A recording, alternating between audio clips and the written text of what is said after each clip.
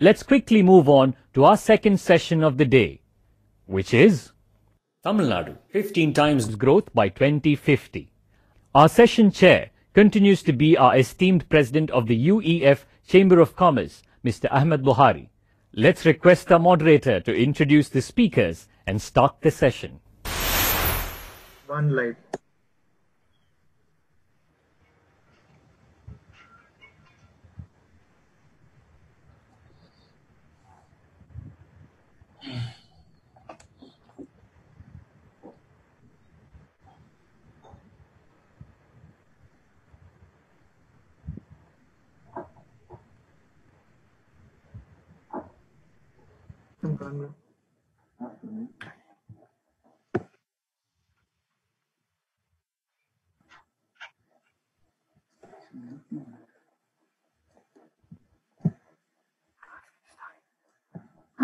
Start.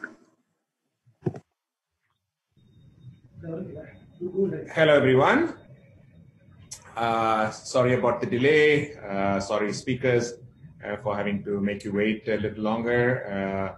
So anyway, I hope all of you are having a fantastic summit so far. I'm very sorry I have to keep coming back over and over again, but let me assure you this is one of the last sessions you're going to see me for today. This session, I think, is probably one of the most important sessions we have in the entire conference. Not that the other sessions are not important, but I personally think that this is a very, very important session titled Tamil Nadu 15x by 2020. So, like I said, we are trying to imagine, we are trying to create an impact, we are trying to inspire. So why not, think of a Tamil Nadu which may become a 15x, grow by 15 times from where we are today. I know the number seems very, outlandish or looks like a long shot for us. If it is right, if it is wrong, it is Vikash's fault because he's the one who got me into this 15x whole thought process. So, in a nutshell, what are we trying to say? 2020, $270 billion economy. 2050, at an 8% growth rate, $2.7 trillion economy. So 270 billion goes to 2.7 trillion, hopefully, which is a 10x growth. You heard the veteran speakers earlier, Dr. Rangarajan, you heard all the others which were talking earlier. So 8% seems like something, which we can surely achieve. We have done it in the past. It's not that we have not done the 8% growth rate. So what is 15x then? 15x is nothing but a 12% growth rate. So we are at an 8% growth rate. If we can grow at a 12% growth rate, by 2050, we're looking at a Tamil Nadu, which will be at a $4 trillion economy, basically a 1.5x over business as usual, which is what the UEF strives to do. So with the support of the Government of India, Government of Tamil Nadu, let us all see if this 15x story is possible by 2050. So, how are we going to achieve it? What are we going to do? If you think about it, 2.7 trillion is where we're going to reach on a business as usual basis. So the gap is $1.3 trillion to reach 4 trillion. So now to simplify the whole formula, one company, Alphabet, Google, is today valued at $1.7 trillion. And we are talking a value creation of 1.3 trillion the next 30 years. So, and listen to this, I'm sure all of you know about it. Sundar Pichai, our own man from Madurai, is sitting all the way in San Francisco, creating all the value for everybody else. Why not he come back and say, Kambi, Tripi Urku Vapa, Urla Vala Irukku, why don't you come and do something back in Tamil Nadu? And maybe that is how we will reach our 4 trillion. How about Indra Nooyi coming back?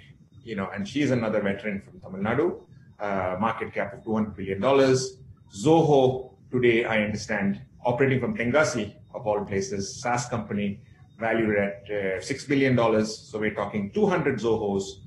And of course, we have got over 1,000 education institutions in Tamil Nadu.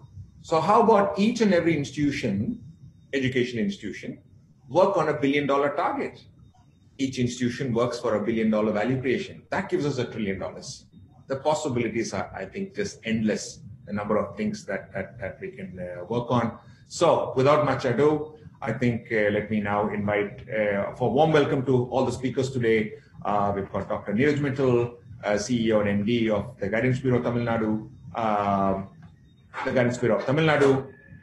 We've got Vikas Sharada of Infonomics, Sabyasachi Mitra from the Asian Development Bank, Mr. Suresh Sambandam, Dream Tamil Nadu, Kissflow founder and CEO, eminent group of speakers, as you can see. So let me first invite Dr. Mittal. I know Dr. Mittal has not been keeping well, and he is very kind enough for him to come over today and speak to us. Thank you so much, Dr. Mittal. Dr. Mittal, I mean, I was really amazed with his background, and I think Tamil Nadu is very, very fortunate to have people like him. Studied an MBA in the Cranfield School of Management, BTech from IIT Kanpur. Dr. Mittal served in the World Bank, was a secretary in the Ministry of Petroleum, and a number of places. Doctorate from Ohio State. So I think we're really fortunate that he is now heading the Guidance Bureau, Guidance in Tamil Nadu. I shouldn't say the Bureau. I'm sure it was very carefully thought of and taken out. So Guidance. So I just want to invite Dr. Mittal to share his thought process on what this whole 15x or 10x is all about. So Dr. Mittal, off to you, please. Thank you, Subhari. Thank you, all my colleagues. Thanks to UEF World Summit to have actually organized this great session today. Very pertinent one. I think, can you hear me? Can you hear me? Yes, we can hear you. Okay, great. Thank you. So let me, while this session is really a key session as far as our imagination is concerned, and as I said, that the imagination is not very far away from reality. The opportunities are endless. We need to look at where we are today. I've been asked to speak on one of the aspects of of this dream, which is to make doing business easy in Tamil Nadu. And that, of course, is an essential ingredient as when industries grow, they mature, startups to unicorns, and that journey is very much moderated by the ease of doing business scenario in a state. Fortunately, Tamil Nadu has been very, very well placed in other aspects of the economic potential. We are the second largest economy in India. We have about 8% of national GDP. We are growing at twice the national growth rate, which means we grow at about 8% per annum, and the national growth rate is only 4% per annum. And that gives us the the ability to leapfrog into this 15x growth rate, which is required to reach there. We are roughly, in terms of GDP, roughly $250 billion at the end of 1920, equivalent to the 46th largest economy in the world. A great, good, healthy population of about 70 million, with excellent global connectivity for all investments, all foreign direct investments who come here, who look at how connected they are, not only for personnel, but for exports and imports, their logistics costs. And Tamil Nadu is a great place from that purpose. If you look at the industrialization, we are one of the highest industrialized states in the entire country. We have roughly 74 out of 500 Fortune 500 companies who are home in Tamil Nadu, contributing to this rapidly growing engine. In terms of domestic market, which is another determinant of where we are and where we might go, we are again more than 50% of the state is urbanized. Therefore, a healthy domestic market to capture domestic sales. And then, of course, in terms of other endowments, we have a large area. We have the healthy number of agroclimatic zones with a good natural resource in terms of food products. We have a good coastline for the blue revolution to happen. In terms of what will power all these economic initiatives. If we are a power surplus state, for the next 10 years, you're going to be power surplus.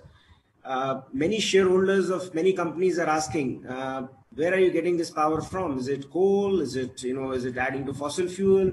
We are one of the greenest in terms of our power ratio. We have an installed capacity of about 32 gigawatts, and wind and solar have a great potential with the largest number of days of solar installation here, with a great amount of investment that has come in due to onshore wind expansion projects. And then, of course, many studies happening for offshore wind potential. So that gives a general framework of where we are, which makes me say that whatever we are dreaming with this 15x growth is feasible. Another factor which is very, very important is the availability of manpower. And as Mr. Bukhari said, there are an excellent set of institutions here which produce roughly 1 million trained manpower every year. And it is, kind of anecdotal evidence, but I would like to share it, which revealed some good insights for us. During the COVID, government had imposed an e-pass for people to enter into the state and go outside the state. Almost 95% of the requests were to go outside the state. What that proved to us was the out-migration of labor. So we are providing actually labor and trained manpower to most of our neighboring states.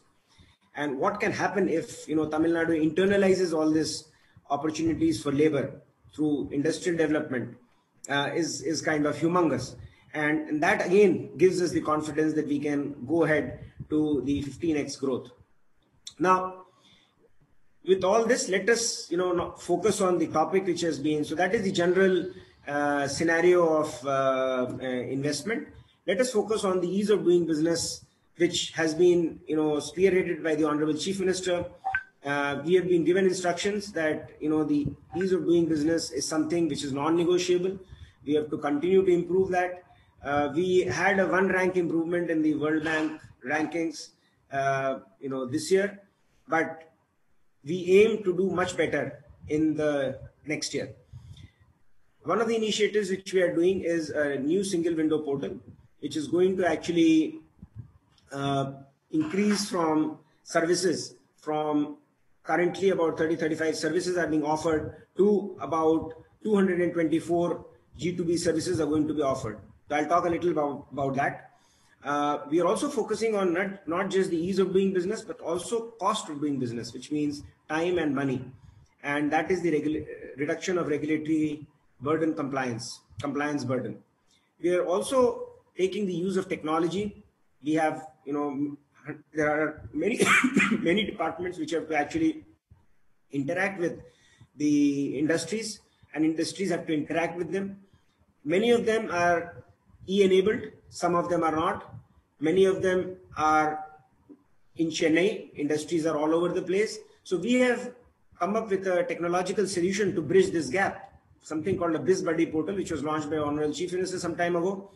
And now it has become a very, very popular tool in the hands of industries to file their request on that portal. And we have taken a commitment to solve all these requests within 30 days. The request actually escalates on its own automatically at 4 levels of the government, right up to the Honorable Chief Minister around 30th day. Land is another constraint, which, is something which is required by, industries.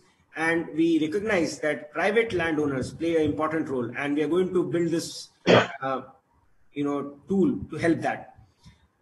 Another bottleneck or something which is a pain point was a construction permit portal, that we are trying to bring a portal so that the entire process of applying for buildings, planning permission to building becomes easier.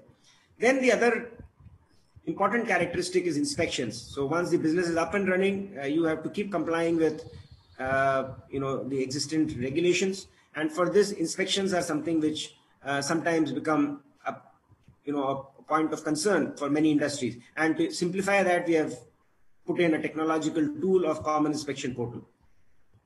So let us look at a little bit on the single window portal. We are trying to bring in roughly additional 188 G2B services which are manual in nature, spanning across 37 departments, which will get launched by end of possibly this month and remaining by May 2021. We are going to have a wizard which will help investors identify clearances which are applicable to their enterprises. So far, enterprises which had not applied earlier through the single window portal could not apply. They will be able to apply that because we are going to digitize past data. It is also going to be enabled with modern tools like AI-based voice and chatbot facility. We are going to provide a virtual meeting forum for all departments so that they can talk facelessly with all the government departments in terms of their applications. We are also going to help in clearance of applications because parallel processing of applications is something which is a problem. You ask for one clearance and it requires 3 more clearances from 3 different departments, and sometimes that becomes a roadblock.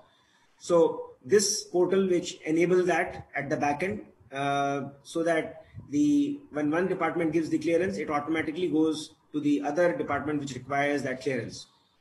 We are also going to provide for real-time monitoring of status through SMS, WhatsApp, emails at each stage of processing. And of course, the Honorable Chief Minister has expanded the bouquet of deemed approvals as per the Business Facilitation Act and rules, which implies that if you have exceeded a given timeline, the approval is deemed to have been given. The next initiative which the state has been taking is of reducing the cost of doing business. We have done an analysis of 135 acts and rules which apply to businesses, and we have classified the compliance burden arising out of these into 6 categories.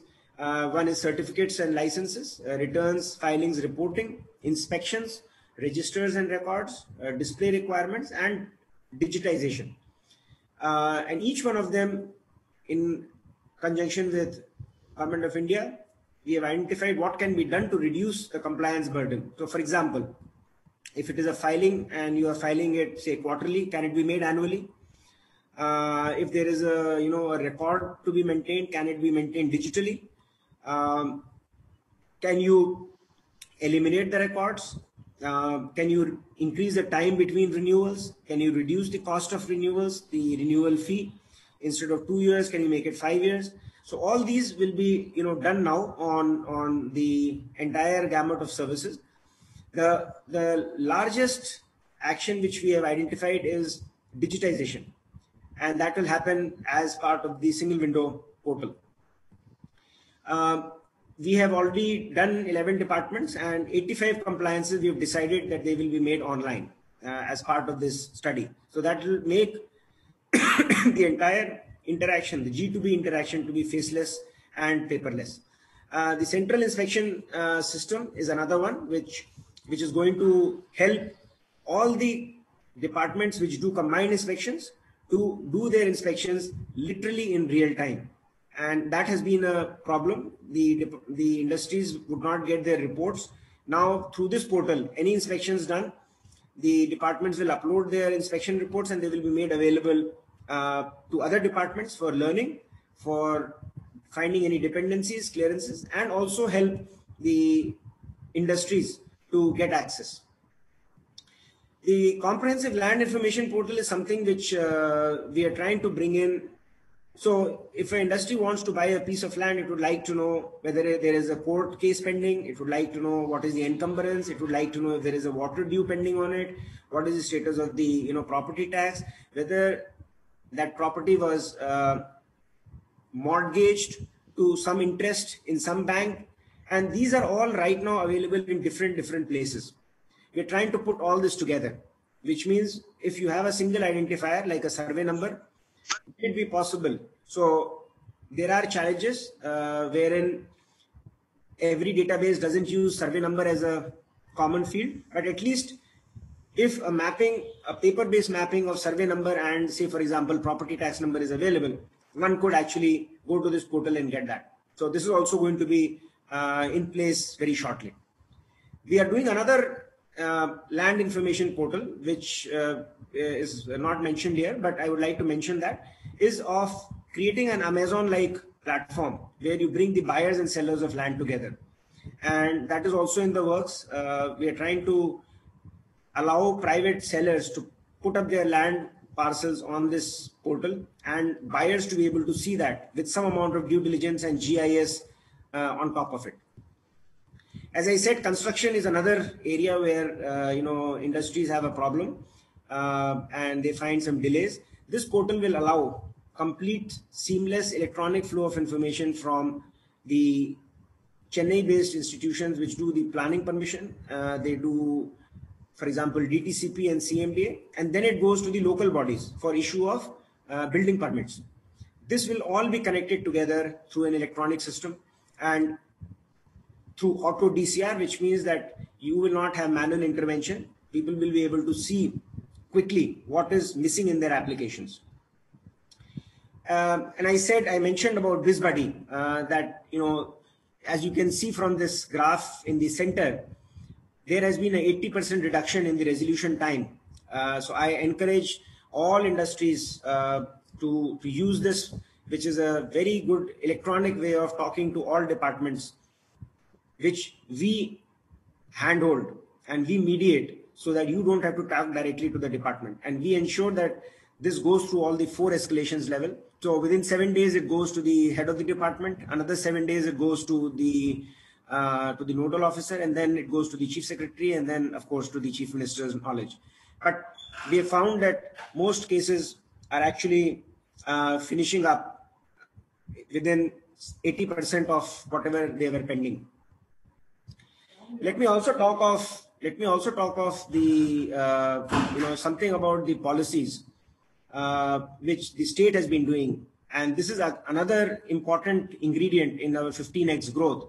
How the state reacts to the prevalent demands of the emerging industries and sunrise sectors. So as you can see, many of the policies, for example, the electric policy 2019, defense and aerospace policy, ICT policy, solar policy, integrated textile policy, startup policy, all these are very recent policies. And in fact, 3 more policies relating to blockchain, ethical hacking, AI were released very recently. The last but the most important policy of the industrial development is also on the anvil, and its vision will definitely serve to meet the aspiration which is being aired today. We are going to aim at much higher levels of growth, much more than what we have today. It's going to be a transparent, flexible policy. It's going to be comprehensive in the sense that it will cover many other areas of manufacturing. It's going to be innovative. It's going to lead to flexibility on part of the investors. It will have a bouquet of menus for people to choose from in terms of incentive. But I'll keep the suspense here. Once the policy is out, I think we will get good feedback from all of you. And I hope that with this, we will be able to actually come up and meet the goal which has been laid out. So with this, I'll close my presentation. Thanks, Mr. Buhari, and thanks all the colleagues here who have attended this, and all the viewers and industrialists who are there attending this across the world. And I hope that you will join this journey of growth of Tamil Nadu by 15x. Thank you so much, Dr. Mittal. Oh my God. I mean, I thought I knew a little bit about what is happening in Tamil Nadu, but the way you've defined everything, I'm getting goosebumps, It really is very, very interesting and exciting, all that you're saying. Thank you so much for enlightening us with all these views. I'm sure with people like you at the helm, 15x will be a cakewalk. So thank you so much for joining us, Dr. Mittal. Of course, like you said, ease of business is going to be one of the most important aspects, and probably the friendliest in Asia. Will definitely help with all the policies that we have. Thank you so much, Doctor. So now, sorry, I know we're still running a bit short of time, but we'll try to make it up as much as possible. We've just got a small video that we made. I don't want to disappoint all the guys who made the video, because it's a very, very short video. So with your permission, we'll just play it for 1 or 2 minutes, please. So video, please. Tamil Nadu, 15 times growth by 2050. Tamil Nadu, with a state GDP of $270 billion in 2019, is the second largest economy in India. It is number one in India with the highest number of factories, number one in education with 59 universities, number one in renewable energy with over 13 gigawatts, number one in leather, number one in textile mills, number one in healthcare, and the list goes on. Tamil Nadu also has well-developed social, physical and industrial infrastructure. 40,000 factories and more than 2.5 million workers makes Tamil Nadu the most industrialized state in India. By 2050, Tamil Nadu is on course to produce a GDP of $2.7 trillion at an 8% growth rate, which the state is set to achieve with proactive government policies, agile bureaucracy and well-endowed resources.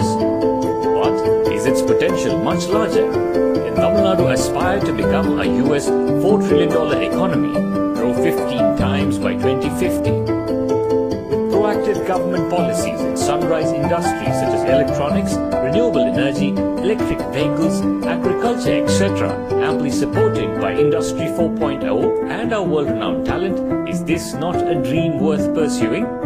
Make Tamil Nadu the most investor-friendly state in Asia with the full support of the government of Tamil Nadu and the government of India can greatly enhance the 15 times prospects, making it a staggering $4 trillion economy by 2050 from $270 billion now. Nalai Namade. One life. Okay, thank you very much. I hope you liked seeing that video. Now we have another very interesting person who is set to speak, Mr. Sabyasachi Mitra.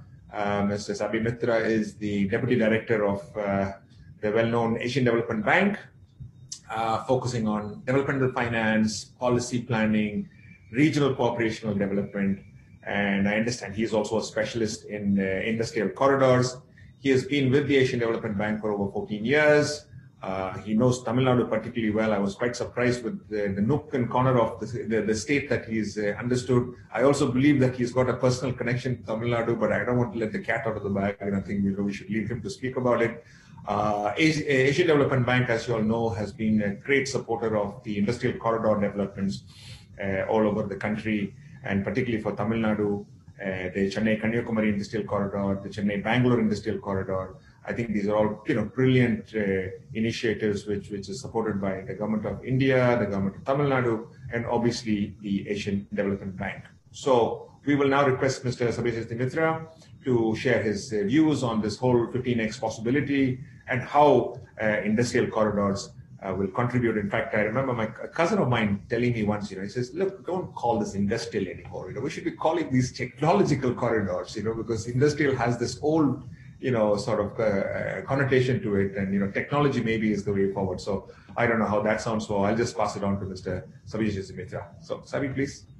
Thank you, Mr. Buhari, and a very good afternoon to everyone participating in the conference. I'm grateful to UF for inviting me and giving us the opportunity to share our views on this very important subject. And also, I would like to extend my greetings to my colleagues, Mr. Vikas Sarda on the panel and Dr. Suresh Sambandam.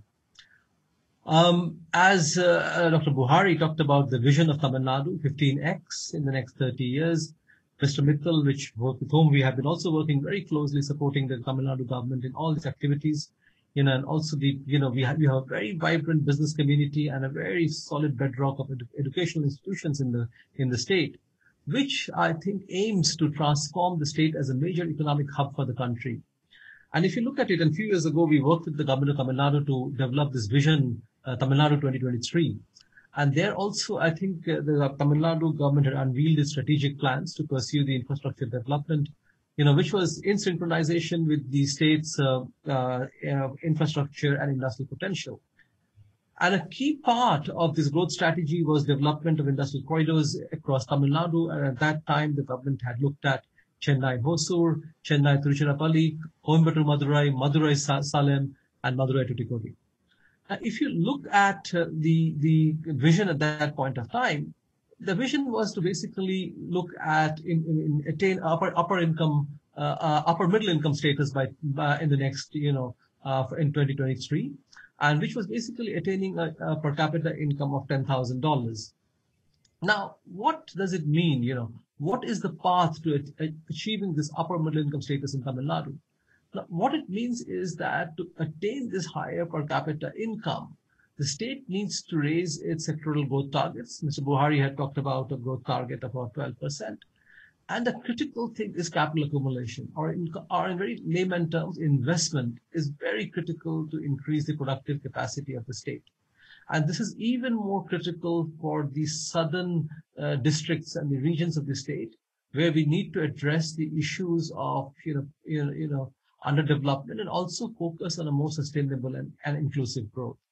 So if we take that as a basis for the kind of the vision that the government has, now the Tamil Nadu government's vision for developing these corridors is well aligned with the Government of India's plan to develop the industrial corridors. And recently the Prime Minister has announced the National Industrial Master Plan, the Logistics Master Plan, and all this is basically focuses on the structural transformation of the country, focuses on the growth and improving the manufacturing capabilities, efficiency, and competitiveness.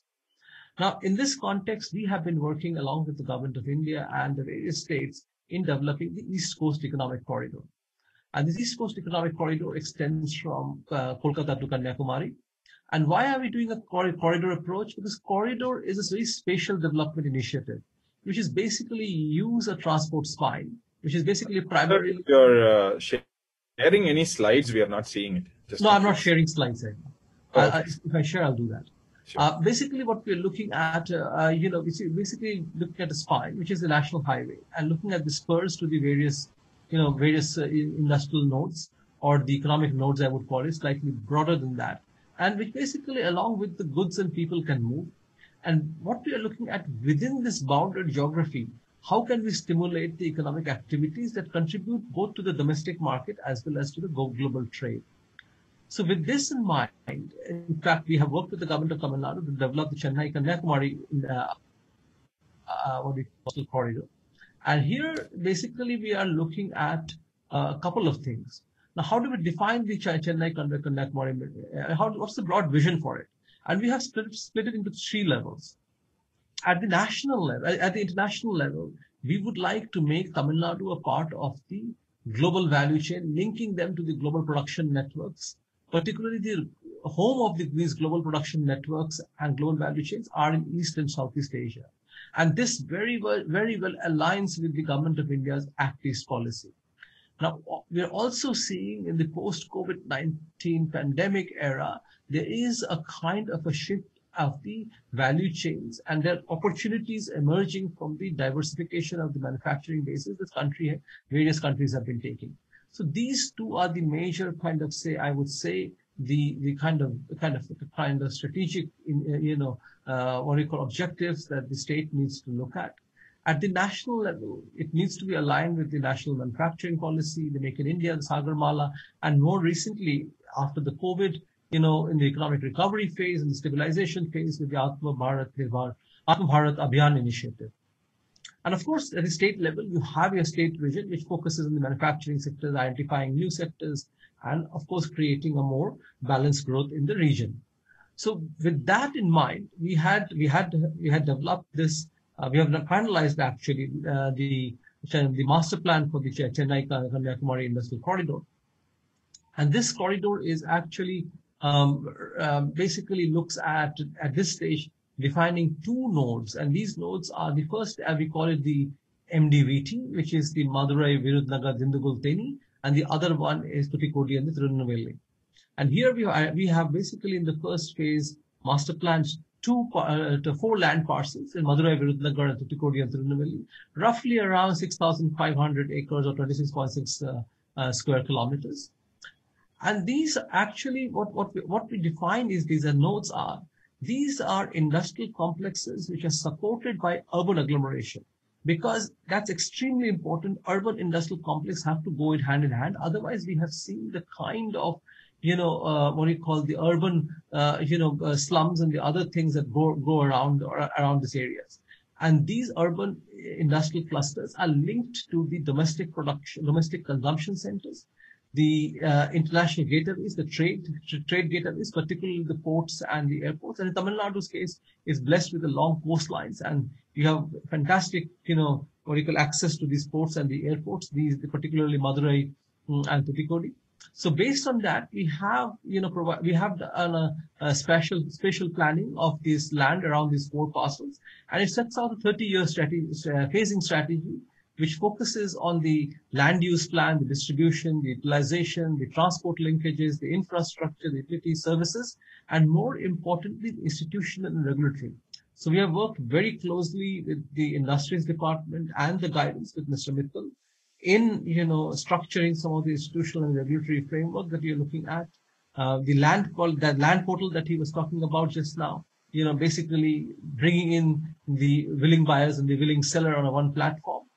So basically what we're trying to also create a whole overall investment ecosystem through these priority nodes, through policy and institutional enablers, and creating also, we have looked at we are trying to create this in them also a resilient infrastructure, looking at, we know the issues of the disasters that can happen in India. So we have looked at a resilient infrastructure plan. We have also, worked on environmental management, a social safeguard, an efficient operating system that we were talking about.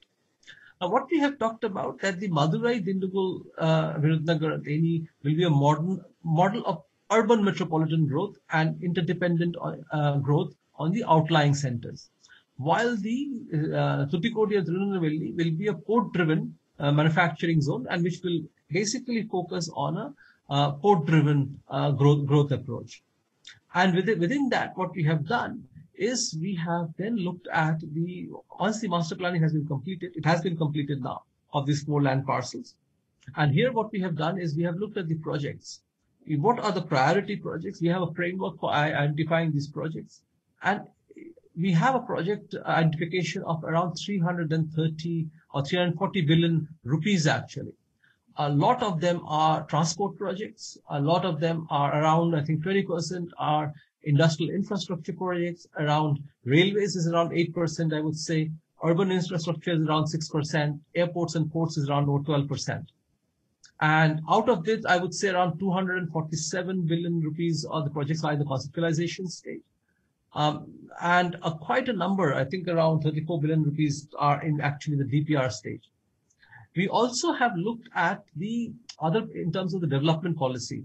Once you develop this land and everything, we have looked at the key principles that we should look at in terms of the pricing strategy. We have looked at the principles for the development, the kind of an SPV creation, the bundling and unbundling of the infrastructure, and how this links to the institutional framework that Mr. Mittal had just expounded in his presentation. So based on that, if we do that, and we are looking at the kind of growth rates that Mr. Buhari was talking about, and in these kind of the land parcels that we have done, the nodes, we have done 2 kinds of planning: the infrastructure planning at the node level, where the transportation plan for each of these nodes have been done in detail. Some multimodal transportation and resilient infrastructure transport model has been done, including the gap analysis, including the going down to the level of identifying the projects that are needed. Infrastructure planning. Southern Tamil Nadu has water issues. We've done a water plan, waste management, energy infrastructure plan, institutional mapping, and project prioritization. Now, within the parcel, we've done a land use plan, we've done a road hierarchy plan, we've done this whole, the blue and green network out there, the amenities, the zoning, the energy infrastructure, the legal and governance structure, the social and environmental impact, the development controls, and as a result, the master plan of all the shortlisted has been done. Along with that, we have also done a positioning of the industries. We have identified around 8 industry sectors, and we have gone down to the 3-digit level of these, and we've done a demand analysis and also a kind of what kind of a phasing should be done to what kind of industry should be done, what kind of a seed area should be done. So now basically you're looking at a phase where and also Tuticorin is a good example, because apart from the as Tamil Nadu government, the Tuticorin Port Trust has land, a coastal economic unit, which is trying to develop. And that will be linked to this Tuticorin node actually. And that becomes extremely, I think, viable because of the Tuticorin's positioning of the port. And there are a lot of activities that are being taken by the Port Trust, and also in terms of the airport. So that becomes a very attractive position to look at in terms of the development, under the prioritization of development of the Tuticorin, Tirunelveli, and the Madurai ports. When I talked about the industry, we had looked at two kinds of issues we have looked at in terms of framework. What are the established industries? What are the new industries which can align or link with the global value chain? Which are the aspirational industries? Mr. Buhari talked about the technological corridor, but yes, exactly. We've looked at the aspirational industries where Tamil Nadu can be, particularly in these things. And we have the objective of this is to look at from the industry manufacturing perspective, is look at the job gains, look at the increase in the industrial output, the gross value added, and the contribution to the exports actually. We have identified actually, if you look at the broad, around 8 sectors. And of course, within that, technology runs across in terms of automobile, food processing, electronics, machinery, pharmaceutical, rubber, chemicals, and plastics. We're very fortunate to have excellent discussions. We, in fact, had consultations with more than 120 companies globally as well as locally while we were doing this. And we also took into account the kind of the feedback that the industry gave in terms of their outlook, in terms of the sectors, in terms of the industrial infrastructure assessment, operating ecosystem assessment. And all of them have been taken care, including in the operating systems, the ease of doing business, the cost of doing business, the testing, the sanitary, the phytosanitary. So all those things in details have been done. And based on that, we have also identified what can be the anchor sectors, say in Madurai or in Virudhunagar or in Tuticorin or in Tirunelveli. And if you have those anchor sectors, what kind of vendors can come in? Based on that, a full analysis has been done. So I hope, this is something which, Tamil Nadu government will definitely look at operationalizing this. Very, very, very thankful to the Tamil Nadu government for giving us the opportunity to be a partner in this process, right in the vision document, in the CKIC, also with the Guidance Bureau, with the Guidance Day and Guidance. So we are very, as an Asian Development Bank, we are completely, very thoroughly or very intensely engaged in Tamil Nadu. We have projects on the Chennai Kanyakumari Industrial Corridor. We already have projects worth around $900 million, a road project and a power transmission project in the southern part of it. The road actually connects to these industrial nodes that I'm talking about. And there is also $430 million of the power transmission projects that we are now currently implementing. We are also involved in the urban sector in Tamil Nadu, including Chennai. We are involved in affordable housing. We are involved in the stormwater drainage programs and large infrastructure projects. So Tamil Nadu, from a perspective of partnership for ADB, is extremely important. And we're thankful also to the business community for, always engaging with us and giving us the feedback when we are structuring some of our programs and doing the CKIC.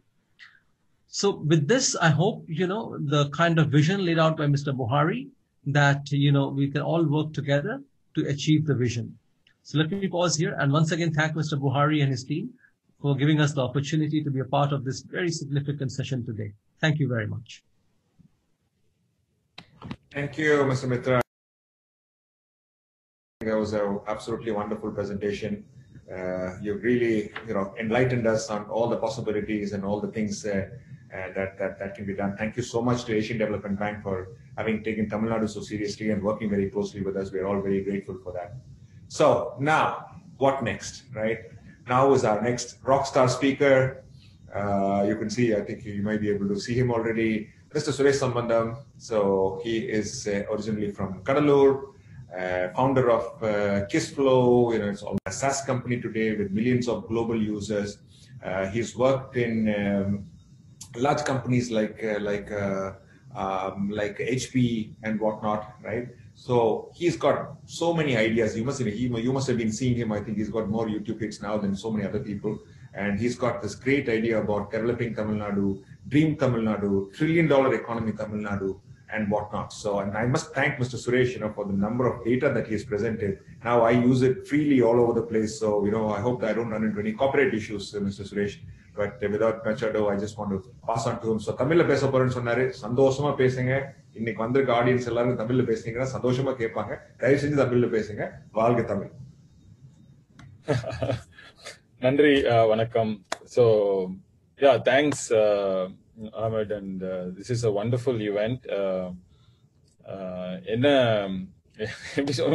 When we started Dream Tamil Nadu, we came up with this $1 trillion vision. அதாவது $1 trillion vision ஒன்னு create பண்ணோம். Create பண்ணும்போது ரொம்ப ஸ்கேரியா இருந்துச்சு. ஏன்னா we had a goal of doing it by 2035 at least. And அந்த தமிழ்ல சொல்லுவாங்கல்ல, ஒரு விஷயத்த வந்து சின்னதாக்கணும்னா அதை போய் அழிக்க தேவையில்ல, அதுக்கு பக்கத்துல பெருசா ஒரு கோடு போட்டா சரியாயிரும் அப்படின்ட்டு. நீங்க 15x அப்படின்னு சொன்ன உடனே இந்த நாங்க நினைச்ச $1 trillion ஓகே பண்ணிடலாம் போல இருக்கு அப்படின்ற மாதிரி ஃபீலிங் வந்துருச்சு ஆக்சுவலா. So we got very motivated by looking at your 15x, because there is someone who's aiming for 15x, then 1 trillion is something we should definitely do. We got the impetus to do that. So thank you for setting the bar so high, and I'm so excited and thrilled to be here. முடிஞ்ச அளவுக்கு தமிழும் இங்கிலீஷும் கலந்து பேசுறேன். So because we have a mixed audience ன்னு கேள்விப்பட்டேன். Although I would like to talk 100% in Tamil. So people who don't know me, I run a software company. I have two avatars. One I run a software company called Kissflow. It's a digital workplace. Basically brings all your work online and is especially very relevant in the post COVID situation. It's a digitalization and digital transformation platform.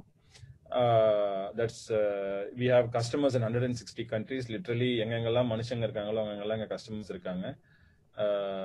So we have some really big brands who are using our product worldwide.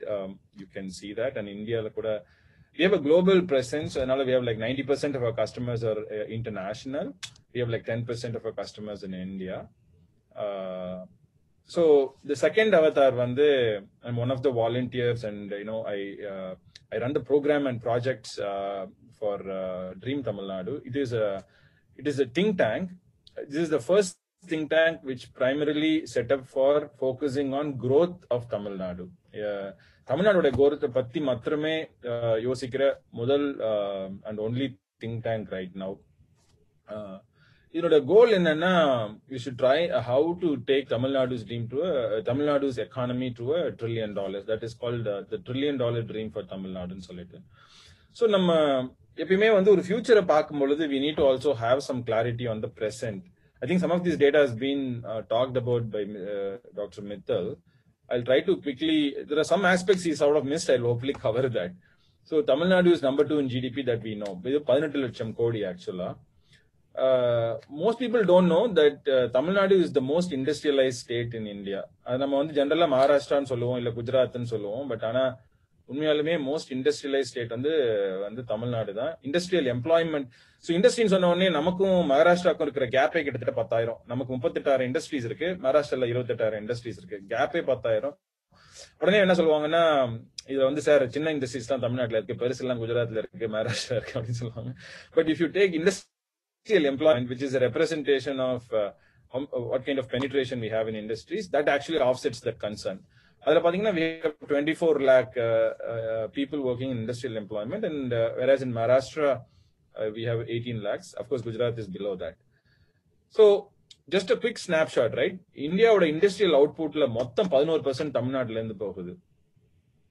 Share of factories 17% ஒரே மாநிலம், தமிழ்நாடுங்கிற ஒரே மாநிலத்துல இருந்து 17% share of factories, 16% industrial workforce oda share, roughly 10% of GDP. We are not yet there in 10%. We are touching the double digit number. We are in high single digit numbers, right? ஆனா நமக்கு தெரியாத விஷயம் என்னன்னா, சில specific sectors எடுத்து பாத்தீங்கன்னா mind ப்ளோயிங்கா இருக்கும். First leather. இந்தியாவில் நடக்கிற மொத்த ப்ரொடக்ஷன்ல 30% தமிழ்நாட்டில் நடக்குது ஆக்சுவலா, ரைட்? அண்ட் ஆட்டோமொபைல் இந்தியாவில் நடக்கிற மொத்த ஆட்டோமொபைல் மேனுஃபேக்சரிங்ல 25% ஒரே மாநிலமான தமிழ்நாட்டுல 1/4 of automobile production happens in a single state. Textiles, we are 19%. Electronics, we are 18%. Machinery, we are 15%. So this gives you a color of the industrial economic dominance of Tamil Nadu. ஒரு drill down எடுத்து பார்த்தேன் சும்மா ஒரு எக்ஸாம்பிளுக்காக. இது எல்லாத்துக்கும் பேசுறதுக்கு நேரம் இல்ல. உங்க because of lack of time, just take textiles alone. If I drill down, textilesல வந்து subsectors இருக்கு ஆக்சுவலா. உதாரணத்துக்கு காம்போசிட், லூம்ஸ், நிட்டிங், ரோட்டர்ஸ் அப்படின்னு சொல்லிட்டு we have like subsectors. இந்த subsectors எடுத்து பாத்தீங்கன்னா ஒவ்வொன்றுலயும் we are doing really well. And just to give you an idea, Mittal talked about 74 of the Fortune 500 companies are in Tamil Nadu ன்னு சொல்லிட்டு. இதுல பாத்தீங்கன்னா the global textile sourcing from Tamil Nadu, all the big brands actually happen from our state. So we should be really proud of all these achievements. But slightly orthogonal perspective எடுத்து பார்த்தோம்னா, how does this industrial economic growth happen? Where does it come from? அப்படின்னு பாத்தீங்கன்னா, Tamil Nadu is not an agricultural economy. That is one of the most important things that we need to understand. From a GDP contribution standpoint, we are 21% agriculture contribution. Majority of our contributions comes from services, right? And that is close to 50%. In fact, this number is a little bit achieved close to 50% now. Industry is roughly around 30%. So if you have to do a mental math, 50% services, 30% industry, 20% agriculture. So that's really what is happening in Tamil Nadu. Okay, Ana, although value la வந்து இந்த contribution இருந்தாலும் labor force வழி பாத்தீங்கன்னா still agriculture is dominating in a big way. Like இப்ப பாத்தீங்கன்னா 24 லட்சம் பேர் நான் ஏற்கனவே சொன்ன மாதிரி they are in industrial labors, right? Industrial employment, sorry, not labors, industrial employment. But 51% of employment is in service sector. Still, service sector is still roughly, dominating this. But if you take another 42% is actually in agriculture.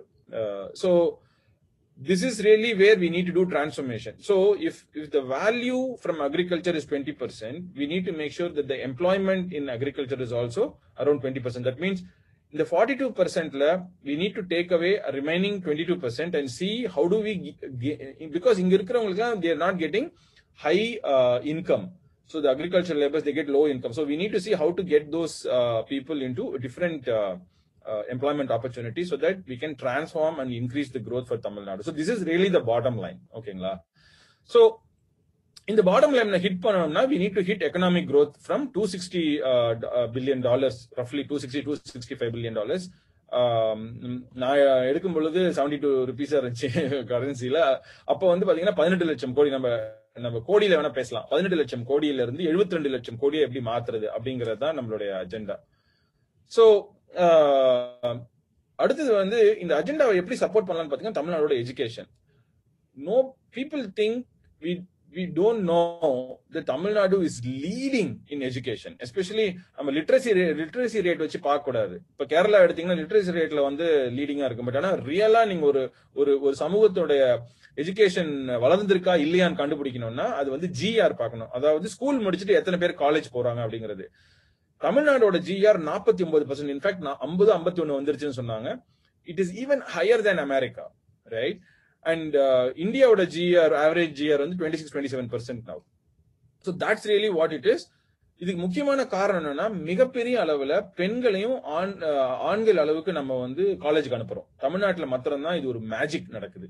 அந்த magic நடக்குது அப்படின்னு பாத்தீங்கன்னா women development வந்து 1920s இருந்து மிகப்பெரிய அளவுல வந்து நம்ம லாஸ் எனாக்ட் பண்ணிருக்கோம். தமிழ்நாட்டுல வந்து we are a very very progressive state. We should நம்ம வந்து கிட்டத்தட்ட மூசியை முறுக்கணும், காலரை தூக்கி விட்டுக்கணும் அப்படின்னு சொல்றாங்கல்ல, அதெல்லாம் இங்கதான் பண்ணணும் ஆக்சுவலா. Because we are actually one of the most progressive states for women upliftment and that shows in GR. Ultimately the proof of the pudding is in the eating அப்படின்னு சொல்லுவாங்கல்ல, அந்த மாதிரி இது எல்லாம் சும்மா ஏட்டு சுரக்காயா இல்ல, இங்க வந்து ரிஃப்ளெக்ட் ஆகுது. அதாவது பெண்கள் பெரும்பாலான அளவுக்கு ஹையர் எஜுகேஷன் போறாங்க, ஸ்கூலுக்கு போல காலேஜுக்கு போறாங்க. அது வந்து பெரிய இம்பாக்ட் ஆக்சுவலா, இல்லைங்களா? சோ இது ஹையர் எஜுகேஷன் ஆஃப் மத்த ஸ்டேட்ஸ். ஏன் மத்த ஸ்டேட்ஸ் எல்லாம் டெவலப் ஆகல அப்படின்னு பாத்தீங்கன்னா, நீங்க அந்த ஸ்டேட்ஸ்ல எல்லாம் GR ஏன் அதிகமா வரலாம், அங்கெல்லாம் பெண்களை அதிக அளவுக்கு படிப்புக்கு அனுப்பல. கேரளா கூட பாத்தீங்கன்னா 37% தான் இருக்கு GR. தமிழ்நாடு 49 இருக்கு. சோ குஜராத் தான் 20ல இருக்கு ஆக்சுவலா. இது நேஷனல் ஆவரேஜோட கம்மியா இருக்கு. National average 26, 27. Gujarat is 20. Actually Rajasthan இதுக்கும் கீழே இருக்கு ஆக்சுவலா, which is really bad, right? So நீங்க பக்கத்துல இருக்கிற கண்ட்ரீஸ்ல கூட கம்பேர் பண்ணீங்கன்னா நம்மளோட GR வந்து Tamil Nadu 49, Bahrain 47, America 41, Malaysia 45, China 43. China is only 43, right? So this gives you an understanding of where Tamil Nadu stands, right?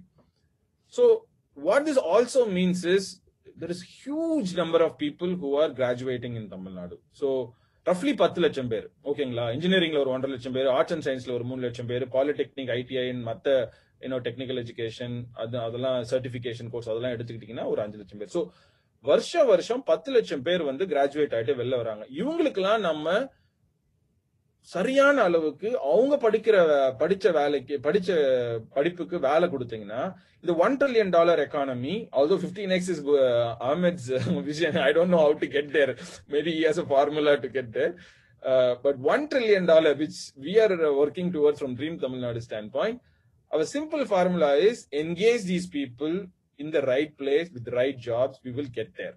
அதை எப்படி பண்றது அப்படிங்கறதான் பார்க்கணும். அதுல முக்கியமான விஷயம் என்னன்னா, Dr. Sabesh talked about from Asian Development Bank talked about what he called per capita income. So Tamil Nadu per capita income வந்து roughly around 2.5 lakhs per year இருக்கு இல்லையா? It's around less than $5,000. You need to get it to $10,000 or $15,000 per capita income. அந்த per capita income கொண்டு போகணும்னா நீங்க வந்து inclusive growth கொண்டு வரணும். சும்மா பணக்காரங்க எல்லாம் வந்து பணக்காரங்களா ஆயிட்டு இருக்கிறது வேலைக்கு ஆகாது. எல்லாருக்குமே அந்த middle class, upper middle class வந்து அந்த ஸ்டேட்டஸ்க்கு அவங்க போகணும் ஆக்சுவலா. சோ அது பாத்தீங்கன்னா தமிழ்நாடு வந்து we are already one of the most inclusive growth economies. இப்ப பாத்தீங்கன்னா சோ இங்க பாத்தீங்கன்னா இங்க இருக்கிறதெல்லாம் ஏழைங்க, இங்க இருக்கிறவங்க எல்லாம் பணக்காரங்க. இப்ப பீகார்லாம் பாத்தீங்கன்னா ஃபுல்லா ஏழைங்க தான் இருக்காங்க, பணக்காரங்களே இல்ல, கொஞ்சோண்டு இருக்காங்க, மிடில் கிளாஸும் ரொம்ப இல்ல. But Tamil Nadu, if you go back and see, right in the middle, dominant middle class, right? So that's really the kind of model that we have, the Tamil Nadu model of growth, and we need to invest in this. அதோட reflection என்னன்னு பாத்தீங்கன்னா, இந்த inclusive growth வரும்போது violence, criminal activities, peacefulness இது எல்லாமே அதிகமா இருக்கும். So அவரோட ரிஃப்ளெக்ஷன் தான் Tamil Nadu law enforcement is number 1 in the country. On the other hand, the lowest occupancy in jails, right? That it's just a contrast. Very, very high law enforcement, but 50% occupancy in jails, right? So that really means that inclusive growth, high middle class, இது எல்லாமே அதுல வந்து reflect ஆகுதுன்னு வச்சுக்கோங்களேன். So இதெல்லாம் எப்படி நடந்துச்சு அப்படின்னு பாத்தீங்கன்னா, we have done master strokes. Master strokes தான் நான் என்ன சொல்லுவேன்னா, ஒரு கல்லுல ஒரு 2 மாங்காய் அடிக்கிறதுன்னு சொல்லுவோம் தமிழ்ல. ஒரே கல்ல ஒரு லாரி மாங்காய் அடிச்சா எப்படி இருக்கும், அதான் வந்து இந்த மாஸ்டர் ஸ்ட்ரோக். அந்த மாஸ்டர் ஸ்ட்ரோக் என்ன அப்படின்னு பாத்தீங்கன்னா, first master stroke we did school education. ஐயா காமராஜ் அவர்களும் பெரியார் அவர்களும் இதுக்கு பின்னாடி இருந்திருக்காங்க. அவங்க 6000 ஸ்கூல் இருந்த தமிழ்நாட்டில் 27,000 ஸ்கூலா மாத்துறாங்க. அடுத்த மாஸ்டர் ஸ்ட்ரோக் வந்து ஹையர் எஜுகேஷன் வருது. கலைஞர் பீரியட்ல இருந்து அதை ஆரம்பிக்கிறாங்க. அப்கோர்ஸ் எம்ஜிஆரும் ஜெயலலிதாவும் அதை கண்டினியூ பண்றாங்க. அது பண்ணும்பொழுது வெறும் 40 இன்ஜினியரிங் காலேஜ் தமிழ்நாட்டுல 550 இன்ஜினியரிங் காலேஜ் ஆகுது. இன்னைக்கு தமிழ்நாட்டுல குவான்டிட்டி மாத்திரம் இல்ல, we are very good in quality also. இந்தியால இருக்கிற டாப் 100 காலேஜஸ்ல 37 காலேஜஸ் தமிழ்நாட்டுல இருக்கு. 860 qualified institutions as per NIRFல we have 182 institutions ஒரே மாநிலமான தமிழ்நாட்டுல இருக்கு, which is 21%, right? So we should be like very, very proud about this. This is the second master stroke. Third master stroke வந்து the social justice. அந்த ஒரு wealth distribution காமிச்சேன் இல்லைங்களா, அந்த வெல்த் டிஸ்ட்ரிபியூஷன்ல ஏன் தமிழ்நாடு மாத்திரம் ஹை கான்சென்ட்ரேஷன் ஆன் மிடில் கிளாஸ்னா, இந்த social justice எல்லாருக்கும் வளர்ச்சி, எஸ்பெஷலி பாட்டம் ஆஃப் த பிரமிடுக்கான வளர்ச்சி, ரைட்? பணக்காரங்க மேலும் பணக்காரங்களா மாத்திரம் மாதிரியான வளர்ச்சி கிடையாது. சோ அங்கதான் வந்து மகாராஷ்டிரா, குஜராத்லாம் தப்பு பண்றாங்க. ஏன்னா அவங்க வந்து mostly dominated by rich people becoming more richer, right? So that model of growth is not a good model of growth. இது நீங்க தமிழ்நாட்டுல கண்கூடா பார்க்கலாம். நம்ம வீட்டுக்கு வேலை பண்ற எலக்ட்ரீஷியன், பிளம்பர், கார்பெண்டர், மேஸ்திரி, அவங்க பசங்க எல்லாம் என்ன படிக்கிறாங்கன்னு பாருங்க. எல்லாரும் இன்ஜினியரிங் படிச்சுட்டு இருப்பாங்க. அவங்க எல்லாம் வந்து ஒரு பிளம்பராவோ, கார்பெண்டராவோ, எலக்ட்ரீஷியனாவோ, மேஸ்திரியாவோ மாற மாட்டாங்க.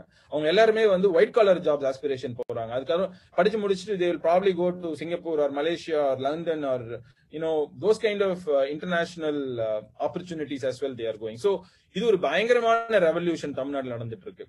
ஸோ அதுக்கப்புறம் நம்ம தமிழ்நாட்டுல வந்து மிகப்பெரிய அளவுல வந்து எந்த அளவுக்கு நம்ம தமிழ் மேல பட்டுதலா இருக்கோமோ அந்த அளவுக்கு நம்ம இங்கிலீஷையும் நம்ம வந்து ப்ரொமோட் பண்றோம். ஸோ வி கெட் இங்கிலீஷ் வழியா நம்மளால நாலேஜ் வந்து உலகத்துல இருக்கிற எல்லாரோட நாலேஜும் ஆக்சஸ் பண்ண முடிஞ்சு. இந்த இருமொழி கொள்கையினால இங்கிலீஷ் அண்ட் தமிழ் நம்ம மாத்தி ப்ரையாரிட்டைஸ் பண்ணதுனால we have actually grown really well. So English வந்து இப்பதான் வந்து சைனால they are starting to focus heavily on English, but we already did that like 25-30 years ago. So அதனுடைய பெனிஃபிட் நம்ம வந்து இங்க பயங்கரமா அனுபவிச்சுட்டு இருக்கோம்.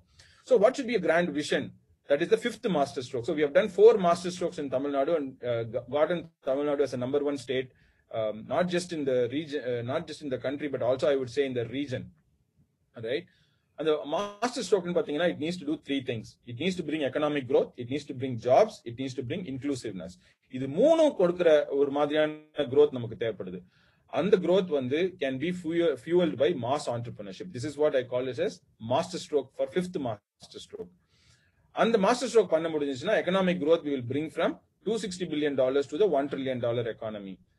இது பண்ணா ஆட்டோமேட்டிக்கா நம்ம அந்த எஜுகேஷன் முடிச்சுட்டு 10 லட்சம் பேர் இருக்காங்கன்னு சொன்னோம் இல்லையா, அந்த 10 லட்சம் பேருக்கு வேலை வாய்ப்பு யாரு பண்ணுவாங்கன்னா இந்த entrepreneurs are the magic genie who create this the job opportunities. Without them there is no job opportunities, right? And the third thing is we need to create inclusive growth. And the inclusive growth அப்படிங்கிறது என்னன்னா not creating these $100 million companies which are on the top. This is like creating just the rich boys becoming more richer, right? But we need to create a pyramid.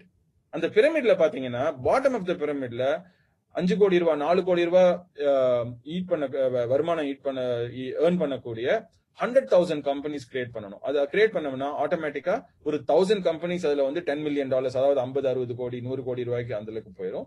அதுல இருந்து சில companies வந்து $100 million, அதாவது like 1000 crores 2000 crores அந்த ரேஞ்சுக்கு போகும். So this is the kind of a pyramid based growth and entrepreneurship enablement நம்ம வந்து தமிழ்நாட்டுல பண்ண வேண்டியிருக்கு.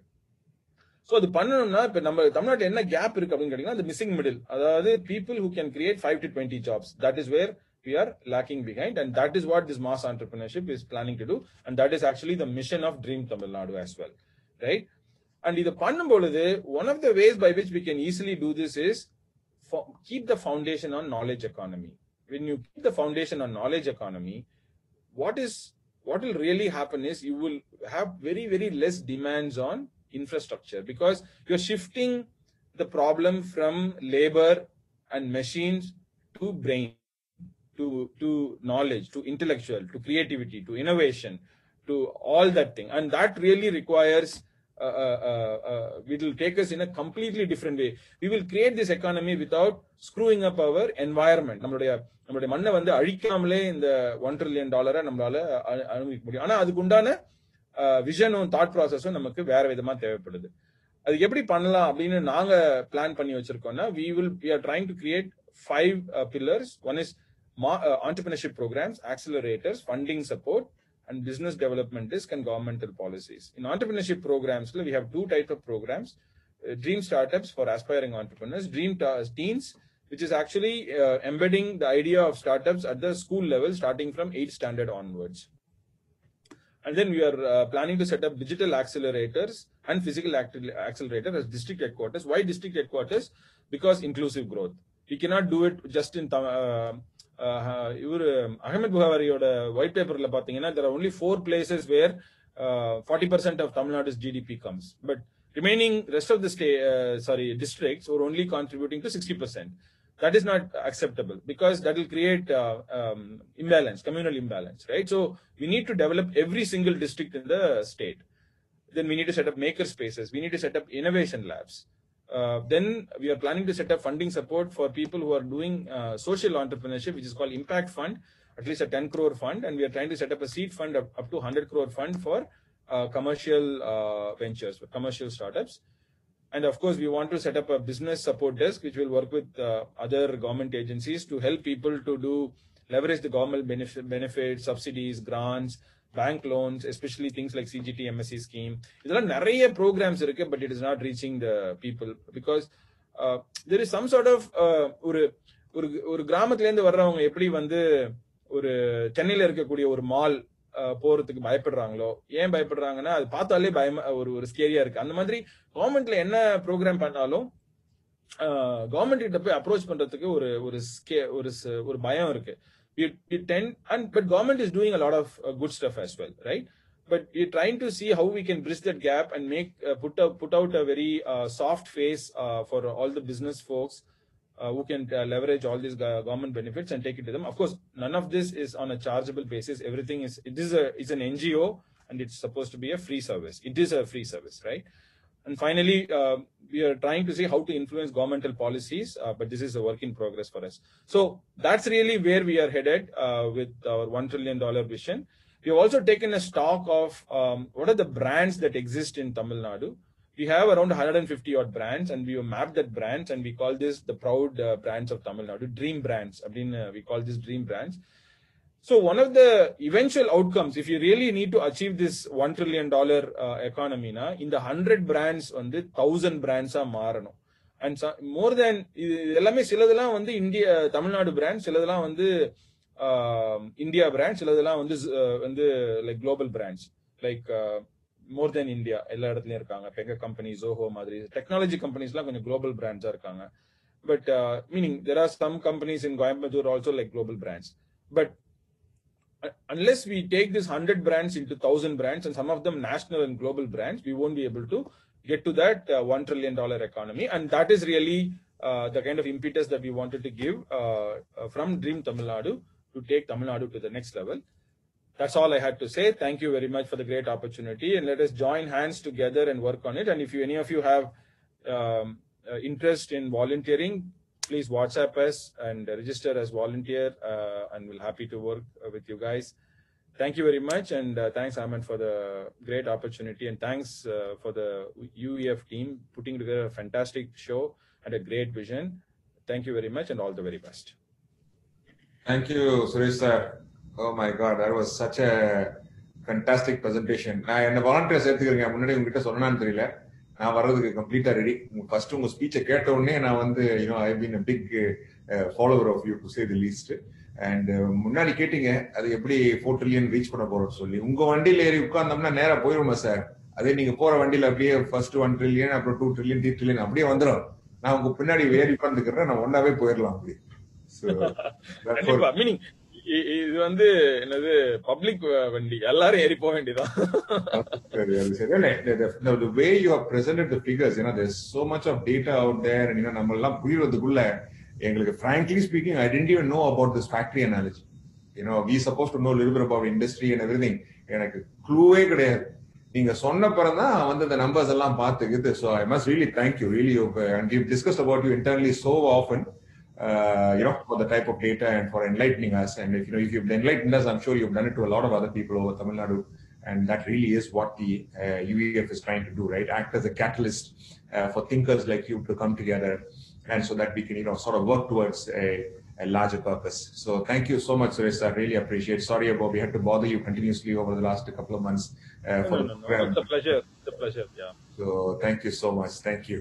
So I'm sure we'll be much more closely engaged in this whole exercise of Dream Tamil Nadu 1 trillion and beyond. So thank you, Suresh sir. So anyway, next, without much ado, I think we'll have to invite my good friend Vikash Sharada to come and speak. So really, I must confess, as I was telling you earlier, it is all Vikash's idea that we should project this whole conference as a 15x conference. So I'm going to entirely put the blame on Vikash that this 15x is he's a crucial person for this 15x thought process. But then again, when we broke down the numbers and saw that it's a 12% growth rate versus 8%, a 15x is not going to mean 15% growth rate or 20% growth rate, which would have been completely unachievable, over a long period of time. So let me just welcome Vikash here. Vikash is originally from, he's a chartered accountant, I think originally from Bihar, if I'm not mistaken. He has been working on the government of Tamil Nadu's Vision 2023 document. He's a veteran of PwC, was executive director heading the infrastructure practice for many years. So he's been involved, and he's been a very active supporter of the UEF, not just now, but from 2015 onwards. So thank you very much for being here today. And so Vikash is now going to enlighten us on what is required in terms of new age infrastructure. Things have changed so much. I mean, anyway, for Tamil Nadu, things have been changing. Now with COVID and everything else, really, this is the time to talk of new age infrastructure. So Vikash, please, all over to you, please. Yeah, thanks, Ahmed, and very good afternoon to everyone. And let me thank first the UEF and Ahmed, specifically to you, for having given me this opportunity to speak here on this World Summit 2020. I'm really honored and humbled here. So, I mean, you talked about, you were kind of asking me that why I have put, say, 15x growth. I mean, and I think you have explained also that when we really break it down, I think it's not that which is not achievable. I mean, if we look at the countries like China or say the Vietnam, etc., they have been consistently doing a growth of 11 to 12%. I mean, the China has been doing it. If you look at their GDP growth history since 1989, 1990 and up to 2010, 11, only in the recent past, I think their growth have come down. But otherwise, I think there are other examples where the countries have been able to achieve here. So it's not that something which we're talking which is unachievable. So I mean, all the eminent the speakers on this session, they have talked about the important topics related to the growth of Tamil Nadu. And I believe infrastructure, which I have taken this topic, which is also equally important with respect to the growth of Tamil Nadu. Okay, so in this time, when the entire world is trying to come out of this pandemic, you will find that the governments across the globe, I mean, they are talking about enhancing the investment in infrastructure. I mean, the question is why the governments are thinking about enhancing the infrastructure investment. The simple answer is the multiplier effect on the economy. So let me share my presentation which I have prepared for this session. So is it visible? You're able to see that, right? Yeah. So so as I mentioned, I mean, the government across the globe, they are enhancing their investment in infrastructure. That is only because it has a multiplier effect. So let me share with you some insights like how the different infrastructure subsectors are contributing to the economy. So here I have picked up some few the sectors which contribute a lot to the economy. Say for example, highways and rail. I mean, Indian highway carries about 90% passenger traffic in India and about 70% freight traffic. So that shows the importance of highway sector. And it has a multiplier effect of 2.5, which means that if I invest 1 rupee in highway, it results in 2.5 rupee of the output. So that is a kind of the multiplier effect. The government of India is already thinking about 190 to 200 billion dollar of investment in highway infrastructure, which is likely to reduce the logistic cost by 15 to 40%. I think if you look at traditionally, India always has had the problem of producing something which is highly competitive in international market. If imagine the logistic cost reduces by 15 to 40%, I mean, we can be very, very competitive in international market. As far as the railway sector, again, it has multiplier effect of up to 5 times there. Port sector is again very important. 95% of international trade is happening currently. And then again, $54 billion of investment is planned, which is again likely to save about say $5 billion of the logistic cost every year. And good thing in this is it will increase the export by about $110 billion. So it again shows more than 2 times of the multiplier effect. Airport sector again, I mean, I don't know how many of you know Indian airports actually handle 253 million domestic passengers and about 63.5 million international passengers in 2018-19. And I think that has been one of the biggest growth which India has seen in the last 10 years. And it contributes about 0.5% to the India's GDP. So again, multiplier effect is again more than 2 here. Energy sector, India has become almost like a power surplus with 367 gigawatt. And good thing is that India's rank, specifically when it comes to getting electricity, that has jumped from 122 to about the 22. That is the rank in the last 5 years. Again, multiplier effect is more than 2. Water is another important segment which contribute to economic growth. Again, here, if several research shows that if we just spend or if we increase investment in water sector specifically to the household by 0.3%, that will lead to about 1% growth in GDP. But when we look at the entire water infrastructure as a whole, it has potential to be, the 5-time multiplier of the growth on the economy. So, I mean, considering, the importance of infrastructure, the government of India has taken also infrastructure development as a vibrant theme at a national level. In fact, last year, in the same month, December, the Ministry of Finance had come out with the infrastructure investment plan of about $1,500 billion, which is $1.5 trillion in next 5 years, 2025. I think the important point which is to be noted in this entire planning exercise is the role of private sector. So having seen the success of private sector investments in infrastructure, specifically in say electricity or say the highways, the ports, airports, now many more, the infrastructure sectors are now becoming amenable to the public-private partnership. More private sector investments are going into this space. And if you look at the sectoral breakup, you'll find that energy, roads, railways, urban, I think urban is also very, very important, the sector within the infrastructure, which is getting a lot of importance. And these four, the subsectors alone will contribute about 70 to 75% of this entire plan of $1,500 billion. So there is a huge opportunity, lying at a national level. But I would like to speak at a state level. I mean, when we talk of say Tamil Nadu 15x growth, you talked about 1.5x times from 8% to say 12%, and we're talking about current economy growing by 15 times by 2050. I personally believe that, there is definitely a potential to grow at that rate. And in order to put, the Tamil Nadu to the higher growth trajectory, the substantial amount of infrastructure investment would be required.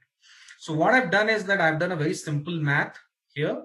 I have taken a 6% of, the GSDP of Tamil Nadu to be invested in infrastructure, which is, I think Tamil Nadu has been doing, the 5 to 6% of the GSDP in the infrastructure. And then what I've also done is that I've taken a little higher, the contribution, which is again 1.5 times, which is 9% of the GSDP. And what we find is that, there is a huge opportunity with respect to the infrastructure. So we are going to see the infrastructure investment to the tune of, 1.7 trillion to about $2.7 trillion in the next 30 years. If you're thinking of, Tamil Nadu to be in such kind of, the higher growth trajectory. And the important thing here would be that the private sector investment would be in the range of about $490 billion to about $736 billion. This, I have assumed that the private sector contribution to be same as say 22%, but there is a very high chance that even that 22% go up to say 30%. If private sector comes in a big way and they contribute their largest share, this 736 billion could be crossing, something like $1 trillion in next 30 years. Imagine the private sector investment opportunity in infrastructure space itself in the next 30 years. That is quite, humongous there. So, but what would be the key drivers of this infrastructure requirement? Why we need, yes, we know that we have to achieve higher growth, but what are, say, the elements which will drive the growth of infrastructure? So I have picked up, some key elements here. One is urbanization. I think all of the the co-speakers, they've spoken about, say, the higher urbanization rate in Tamil Nadu, which is the highest in India. It is about 50%, and where the national average is 31%. And good thing is that we are going to grow to about 67% in next 10 years, which means that the more urban infrastructure requirement in the future. Now focus on manufacturing is going to be more. Say today, Tamil Nadu, say about manufacturing contributes about 19%. If you are thinking of, the Tamil Nadu to grow at 1.5x, definitely the share of manufacturing needs to improve. And for that, it is very important that the competitiveness of the manufacturing should be improved. And the infrastructure there plays a very important role. I mean, in my first slide, I mentioned that with a good amount of infrastructure, transport infrastructure, the logistic cost itself can come down by 15 to 40%. In fact, if I have to give you another data set, I mean, several research has been done, and then it says that if we are able to reduce, the trade cost by 1%, we can improve the trade volume by about 4%. You can imagine, what the infrastructure can do. And when it comes to, say, the working age population in Tamil Nadu, already we have a quite high, the working age population, 66%. And what does it mean? I mean, if we have a large, the working age population, definitely the demand for infrastructure will continue to be high. Another important thing which I believe is extremely important in most of the planning exercise which get missed and which is slowly becoming a very, very important part, which is the climate change and then the resilience. So India currently is ranked about, say, 77 in the disaster risk index of the world. And in fact, if you look at all the geographies, countries which are located on the sea coast or which have got a good, the coastline, they are actually in the high risk of, the natural disaster, high risk of climate change. In fact, Tamil Nadu has got a long coastline of about, say, 1,000 kilometers. So in that sense, it is also prone to, the high risk of climate change. So what I've done here is that I've looked at natural disaster incidents which has happened in the last, say, 70 years. And that has showed me a very, very alarming, actually, the trend. So see, I mean, if you look at this chart, what it shows is that the number of incidents of, the natural disasters, though it is in India, but I'm sure, Tamil Nadu also would not be very different. I think there are ups and downs, but the important thing to look at here is the trend. You can see that there is definitely an upward trend. So what it means is that, if we don't take into account the climate resilience part of it, if we don't take into account the climate change, which is going to hit the economies in such part of, the globe where, say, the risk of the disaster is very high, I think we are not going to achieve that 15x growth which we are thinking about. So therefore, this element of, the climate change, climate resilience is going to be extremely important in the planning. So Tamil Nadu has already taken a lot of initiative. I will not go into detail. They have already set up Tamil Nadu Infrastructure Development Board, Tamil Nadu Infrastructure Fund Management Corporation Limited to enable, the infrastructure planning, conceptualizing the projects, working with the line departments. TNIFMC, in fact, is a very unique institution which has been created by Government of Tamil Nadu, which I feel is first of its kind in India, actually. Okay, so where they want to raise the money for the infrastructure development, they work in partnership with the line departments on commercial basis for the infrastructure development. So I think already good amount of work has been done by Government of Tamil Nadu. However, the more balanced development would be required to achieve the vision of 15x economy. I think Mr. Suresh also talked about, the development highly concentrated in 2 cities. If you look at, I mean, if you look at this map, you can see that very clearly in the northern part of Tamil Nadu, Chennai is there. It's the district surrounding, the Chennai, and then the western part, the Coimbatore. I mean, these 5 districts, I mean, they alone contribute about 40%, and rest of them contribute 60%. Whereas I believe that there is a huge potential in the southern districts, where we have the good quality infrastructure, we have the educated resources, the cheap land pool, etc. All such things are there already, right? So there is no reason that why these these places of Tamil Nadu should not grow. And I believe that the ADVs, this Chennai Kanyakumari industrial corridor, can really help spread the development beyond these 2, the cities, or beyond these 5 districts, because as Sabi mentioned, I mean, there are 2 nodes which they're planning, one near Tuticorin, Tirunelveli, one near Madurai, Dindigul region. I think that will definitely help spur the growth in other parts of, other parts of the state.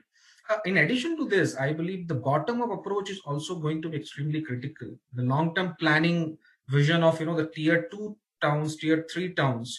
I mean, along with, the agricultural rural infrastructure with predictable financing support. I again emphasize, the predictable financing support, because what happens is that India, I mean, traditionally has been the infrastructure laggard country, where when we need infrastructure, we then create infrastructure. I think we need to move away from there, and we need to be an infrastructure-led the country. We need to have infrastructure-led growth for, Tamil Nadu, where we create infrastructure in advance so that it can have a much more multiplier effect, and we get the benefit of that in terms of higher growth, which we are visioning. So now new age thinking is again required. I mean, Ahmed, you talked about, the world is moving, I mean, a different direction, the new trends, the new the new type of business segments are emerging. I mean, therefore, it is important that whenever we plan infrastructure, we need to think about all such changes. I mean, for example, with the global focus on the climate change, I mean, that is going to result in new type of, the vehicles. We are talking about electric vehicles to replace diesel and petrol vehicles in next 10 years, 15 years. I mean, in fact, Niti Aayog has spoken about 30 to 40% of the India's overall vehicle by 2030 would be electric vehicles, which means that we need a different type of planning when we do the road infrastructure. We need, the charging infrastructure on the road, charging on the motion, etc. All these things are required.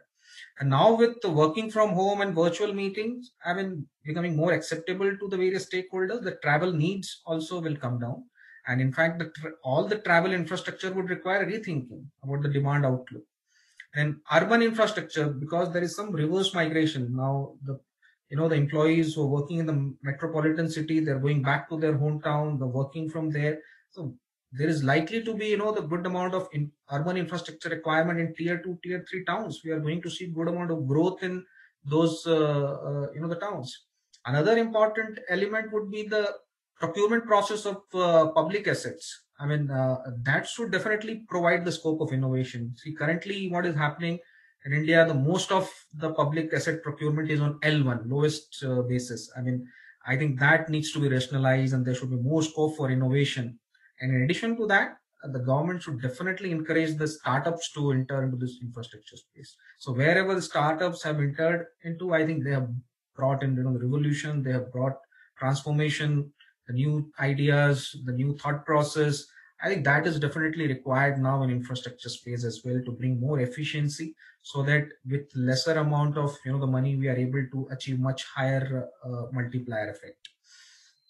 So I'm just sharing, this is the last slide, some global experience, which will kind of, provoke us, like how differently, the world is thinking. I mean, so there is a concept of solar highway. I mean, that is based on specifically, which is, say, engineered solar panels, which can be walked upon, which can be driven upon. I mean, Netherlands has already started, and then the France and China has already done that on the pilot basis. So what we need is, the infrastructure which is more modern, and then which meets the multiple requirements. So with this solar highway, you can imagine your highway purpose is done, then the energy is generated, then the charging is also taken care of. I mean, there would be a multiple use with the one single, the investments. Second, I would say the case study, that is the space-based solar power. I mean, this is a concept which is based on collecting, solar power in the space. I mean, that can be used there in the earth. I mean, so if you look at, the country like Japan, so JXA is the Japan Aeronautical Exploration Agency. They have already planned the 25 years plan to build world's first gigawatt power plant on the space. I mean, so what I'm trying to show here is that the world is already thinking in a very different direction. They are going beyond the boundaries. Then, I mean, the innovation is going to be the key. Okay, so therefore, I believe, the new age infrastructure would be the key to the higher growth that we are kind of, targeting for ourselves. So with that, I would like to conclude. Thank you. Thank you, Vikash. As usual, you had a lot of interesting data, and particularly those things about space and power coming from there. Never imagine these are the type of things which are happening. I think we've had a fantastic session. Now we don't want to keep people away from too long from lunches. I'm sure there'll be a lot of questions and whatnot. So I think better we wrap up the session with this, if it's okay with all of you, since we've already run past the time, 15 minutes over the schedule. Really must thank all our wonderful speakers, Vikash, Suresh, Mr. Sabi Mitra, Mr. Dr. Neeraj Mittal. I think everybody's given fantastic ideas. I mean, how do I put it? All of you have made my life so simple. First of all, it is not my plan. We've all collectively come up with the 15x. And like what Mr. Suresh has been saying, if we have, go from here to $1 trillion by 2030, that's a 12% growth rate.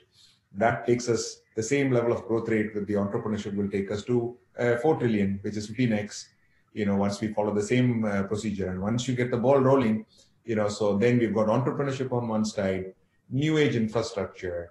We've got people like the Asian Development Bank and other multilateral agencies which can support this story. Then we've got a very proactive government. To me, it seems like a potent combination. And for us to be really talking about the possibilities about this 15x is supremely exciting. I'm sure all of you will agree.